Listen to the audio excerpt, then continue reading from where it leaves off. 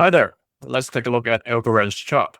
And we'll cover the weekly Wyckoff structure, check out the short-term trend, so you can learn how to assess the risk of next price move, even if you're new to chart analysis.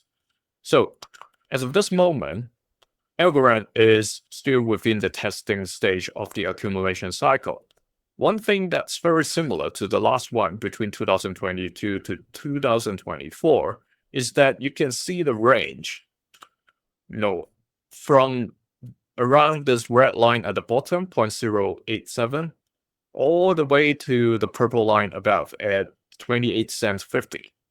This time, it is slightly lower. It has dropped to slightly lower. If I zoom in, enlarge it, you can see last time it stopped at the red line. This time, it dipped a little bit deeper.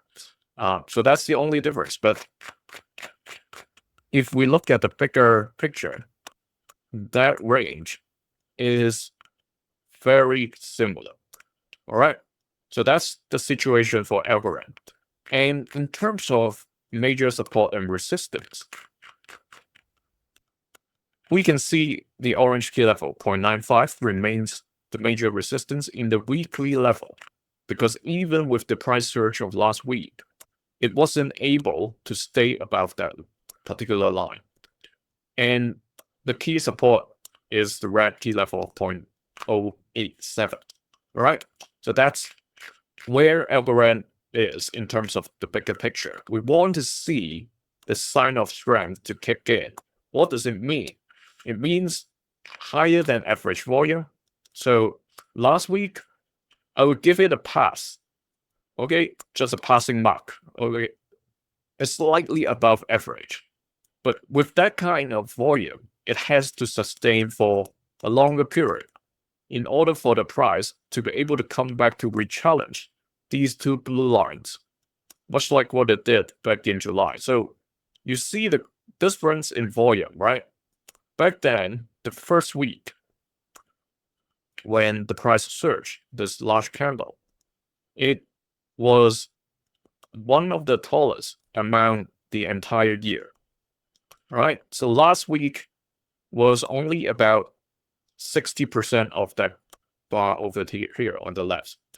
And then the subsequent week, you see the huge trade with the long wick that led the candlestick head or the candlestick body leaving less than 50%.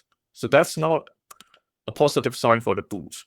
Whenever you see a candlestick with a long wick like that, that's occupying over 50% of the candle, that means the bears are really strong over there. So that's the situation back then. And now, what we see, not as bad, but still, right? A pretty long wick about 30% of the candlestick. So not very encouraging, but not as bad as the last one I just showed you. So here, remember this is education content only, not financial advice.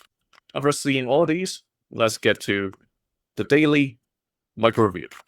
Here, definitely the price has surged past the falling channel that we have been tracing for the past few sessions. And in the past few days, the bears are trying to push the price back to the channel, especially 2 days ago on Sunday, but they failed. Okay, the bulls are still able to maintain the price closing right above the channel ceiling. You see how interesting that is, right? Every single day it is touching this box. I haven't even touched it, or it just land on the same line without us needing to adjust. So the question is, how is this going to evolve, right? The challenge right now is that I believe you already know from the news or other YouTube videos that there are some economic data coming out, and Kevin Walsh, the US Fed chair, is going to make a speech at the end of the week as well. So there's no big commitment from both the bulls and the bears. And also Europe and China are also having some economic data or policy speeches coming out. So that's why it seems like the entire world is taking a pause before everything comes out and everything or everybody plug in the numbers into whatever models they have to assess the risk and how to readjust their portfolio. So this is going to be a silent week until some big news come out. If there are no big news coming out, then people will continue, hopefully, between these two lines, the red line of 0.087 and the orange line of 0.095.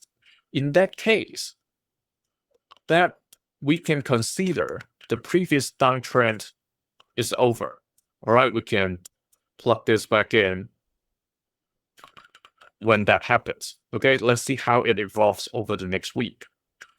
If it doesn't, if it drops straight back, then we should keep this channel and we should keep monitoring how it evolves. Because if it doesn't come back, if it stays along here and stays along this red line, that's basically this sideways trading going on without digging deeper below the 0.077, the short-term support that I shared in the past sessions, right? Because it came down to test it 2 times, finding support, setting it as the short-term support right over there.